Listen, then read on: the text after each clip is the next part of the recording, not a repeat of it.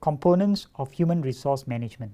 Job analysis is a micro-level aspect of HRM planning. It involves two aspects: developing a job description for positions in the organization and describing the skills, tools, education, etc.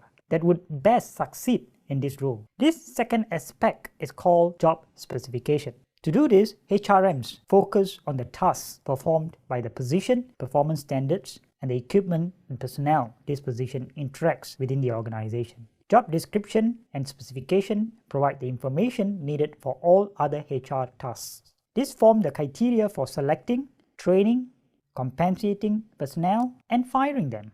Hence, the 5 components of human resource management system provide a framework of the large guided scope of managing talent. Let's look at the 5 components in some details. Talent acquisition is more than recruitment. It involves attracting potential applicants from within the organization and outside. Internal recruitment, that is recruiting candidates within the company, has pros and cons. Internal recruits are familiar with the organization, culture, and have an easily identifiable and proven track record. This also reduces turnover, as this opportunity serves as a career opportunity and further enhances employees' motivation. However, new ideas and skills are not added to the organization, and the company does not have the potential to shift its image or culture, perhaps in terms of change. External recruitment can bring in new ideas and skills, shift the organizational culture, but is generally seen a riskier strategy. New employees are harder to verify and assess, as well as determine fit for the organization. External talent acquisition may be more expensive as well. Selection of employees is a difficult process, not only in that it is difficult to find the right candidate for the job, but more frequently, HRM needs to take into account a holistic view of how an employee will affect the organization. This includes what hard skills, technical knowledge, abilities, and experience a person has, including educational qualifications, also soft skills like communication, writing ability, competencies such as interpersonal skills, people management skills, emotional and social intelligence, and appropriate body language. These soft skills often make people effective at their job and stable within an organization. Furthermore, the HRM needs to think bigger, such as the overall culture of the firm and where this candidate stands in relation to that culture. Is there a strategic need to reinforce the same culture or push the organizational culture in a new direction? This leads to the potential of a candidate. Where will this candidate be in 5 years? Is this person overqualified for the firm's needs and will leave? These are important questions to ask and consider during the selection process. Selecting qualified candidates requires varying selection tools such as interviews, reference checks, referrals, and background checks or security clearances in the case of government positions or private companies associated with government positions. Think of the new technology, apps, and web services you learned in the past year, and you will realize that skills must constantly be honed, upgraded, and replaced with new competencies. This brings us to training and development. Training process occurs in 4 phases. Number 1, who needs to learn what skills? Number 2, what are the goals and performance measures for the training? Number 3, what kind of activities will be used to train the employees? Will these activities be conducted on site, in the office, or elsewhere? Number 4, how will you evaluate the performance of employees pre and post training or with other organization-wide standards of performance? Training evaluation tells you the impact of training on learners and change. In the Kirkpatrick model of training evaluation, reactions of learners towards the training process are taken into account, along with the extent of knowledge transferred, behavioral change, and improvement in job performance, and overall results of the training for the organization. The Kirkpatrick model of training evaluation consists of 4 steps: reaction, learning, behavior, and results. Performance appraisal is one of the most important aspects of human resource management.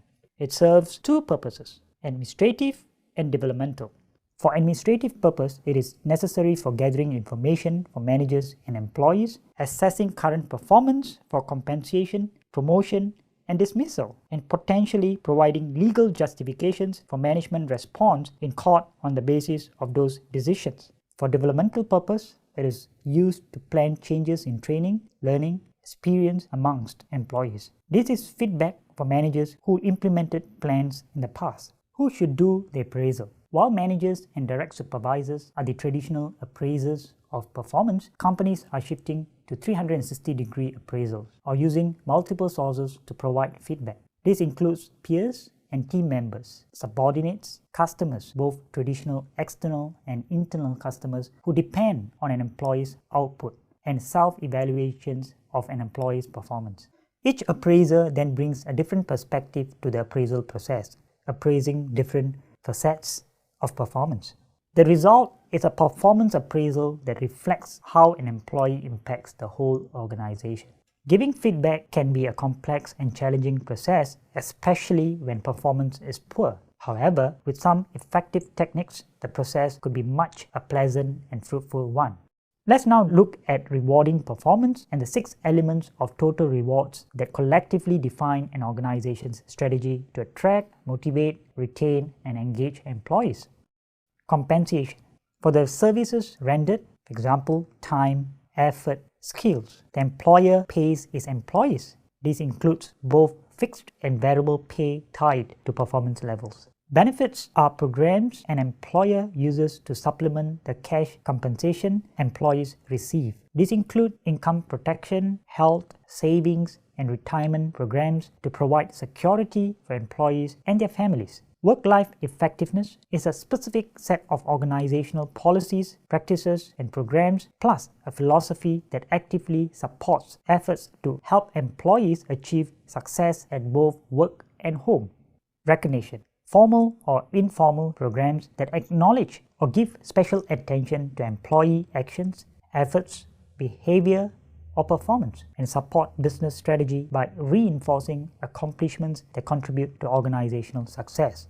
Performance management, the alignment of organizational, team, and individual efforts towards the achievement of business goals and organizational success. Performance management includes establishing expectations, skills demonstration, assessment, feedback, and continuous improvement. Talent development provides the opportunity and tools for employees to advance their skills and competencies in both their short and long-term careers. Several factors affect employee compensation. Internal factors from within the organization include wage policy, the value of the job to the organization, the employee's personal value to the firm, and the organization's budget for a given job. Wage policy can be a strategic decision. For example, startup companies offer low wages and the opportunity to grow with the company.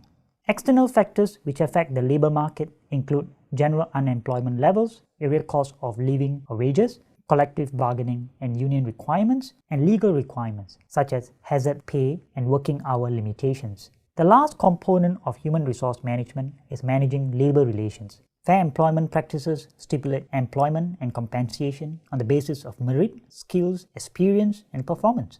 Other demographic factors should not be considered as criterion for exclusion and should be treated with respect and sensitivity.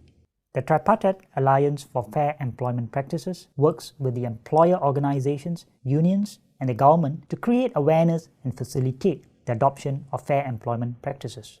Tripartism is a key competitive advantage for Singapore, underpinning its economic competitiveness, harmonious labor management relations, and overall progress of the nation. 3 main entities, namely Ministry of Manpower, the National Trade Union Congress, and the Singapore National Employers Federation, form the tripartism framework. The laws that specify basic terms and conditions of employment for employees and workers can be found in the Singapore Employment Act.